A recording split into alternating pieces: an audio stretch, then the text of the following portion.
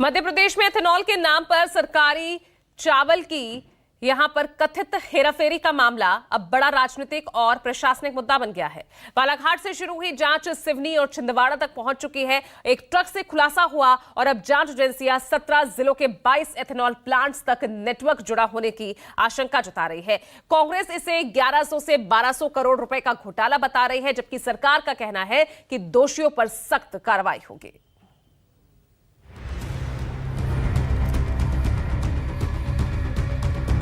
Ethanol के नाम पर 1160 करोड़ का चावल घोटाला, 2320 रुपए में खरीदकर चावल 2800 रुपए में बेच डाला। घोटाला सामने आने के बाद एसआईटी कर रही जांच।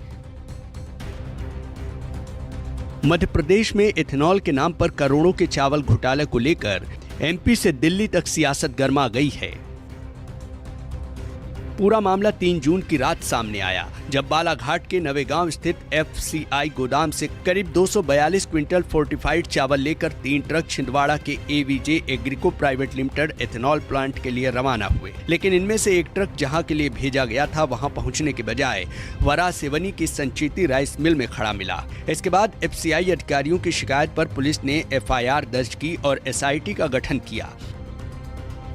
जांच में सामने आया कि सरकार एथेनॉल उत्पादन के लिए फोर्टिफाइड चावल लगभग 2320 रुपए प्रति क्विंटल की दर से उपलब्ध करा रही थी। आरोप है कि प्लांट संचालक इस चावल से एथेनॉल बनाने के बजाय उसे राइस मिलों को करीब 2800 रुपए प्रति क्विंटल तक बेच देते थे। एथेनॉल उत्पादन के लिए 5 लाख मीट्रिक टन चावल का आवंटन किया गया था। राइस मिलर्स इस चावल को नई बोरियों में भरकर कस्टम मिल्ड चावल के रूप में फिर सरकारी गोदामों में जमा कर देते थे। इससे मिलिंग की लागत बचती थी और सरकारी मिलिंग चार्ज भी मिल जाता था, जिसके अनुमानित मुनाफा 1100 से 1160 करोड़ रुपए बताया जा रहा है।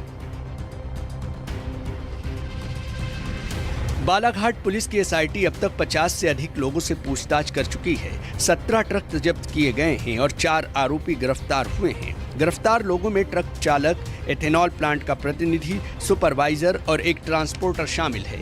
वही संचेती राइस मिल के संचालक और उनका बेटा फरार बताए जा रहे हैं। पुलिस ने कई अन्य लोगों को नोटिस जारी किए हैं।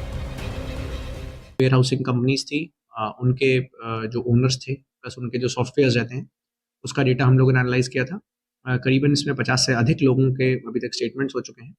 4 लोगों की गिरफ्तारियां हो चुकी हैं। इसमें अभी 13 से ज़्यादा अक्यूज्ड हैं, इसमें जो वारासिवनी में एफआईआर हुई है और वर्तमान में विवेचना जारी है। कांग्रेस ने इस मामले पर आरोप लगाया है कि एथेनॉल बीजेपी और सरकार के लोगों के पैसे बनाने का एक जरिया बन गया है। एथेनॉल के नाम पर हजारों करोड़ का घोटाला किया जा रहा है। ये घोटाला लगभग 1000 करोड़ से ज्यादा हो सकता है। एथेनॉल जो है वो भारतीय जनता पार्टी की सरकारें और भारतीय जनता पार्टी के नेताओं के लिए पैसा कमाने का जरिया बन चुका है। लगातार जिस तरीके से जनता की गाड़ियां खराब हो रही हैं, जनता लगातार डर रही है, लेकिन भारतीय जनता पार्टी पूरे तरीके से सिर्फ पैसा कमाने में लगी है।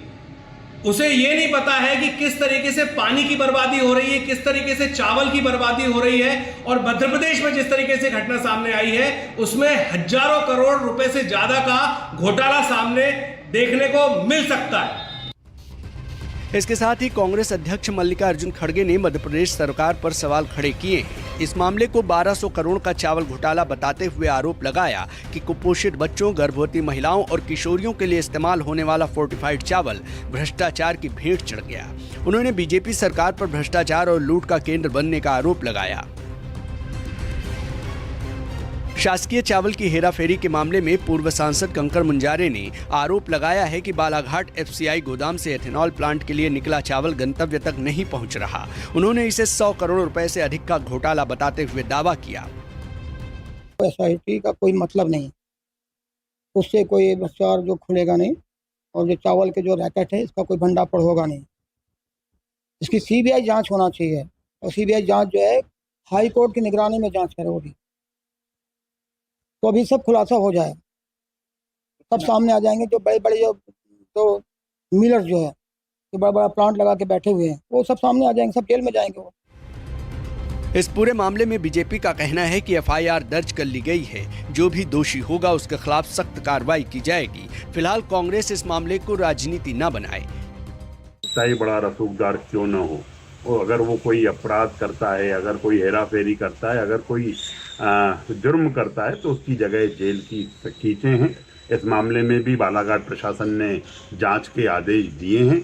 फिर चाहे इथेनॉल की कंपनियां हों, राइस मिल हों, या जो लोडिंग अनलोडिंग का काम ट्रक ऑपरेटर्स करते हैं वो हों, अगर किसी ने भी कोई मिलीभगत की है तो वह निश्चित रूप से यह समझ ले कि मध्य प्रदेश की डॉक्टर मोहन यादव जी सरकार किसी भी अपराधी को बख्शने वाली नहीं है। जांच एजेंसियों के सामने अब सबसे बड़ा सवाल ये है कि क्या ये मामला सिर्फ बालाघाट, सिवनी और छिंदवाड़ा तक सीमित है या फिर 17 जिलों के 22 एथेनॉल प्लांटों तक फैले बड़े नेटवर्क का हिस्सा है। अगर ये आशंका सही साबित होती है तो मध्य प्रदेश के हाल के वर्षों के सबसे बड़े खाद्यान्न घोटालों में से एक हो सकता है। एक ट्रक से शुरू हुई जांच अब करोड़ों रुपए के संभावित चावल घोटाले तक पहुंच चुकी है। एसआईटी की कार्रवाई तेज है, गिरफ्तारियां हो चुकी हैं और राजनीतिक आरोप प्रत्यारोप भी चरम पर है। मध्य प्रदेश के बालाघाट से विपिन श्रीवास्तव के साथ ब्यूरो रिपोर्ट, न्यूज़ 24।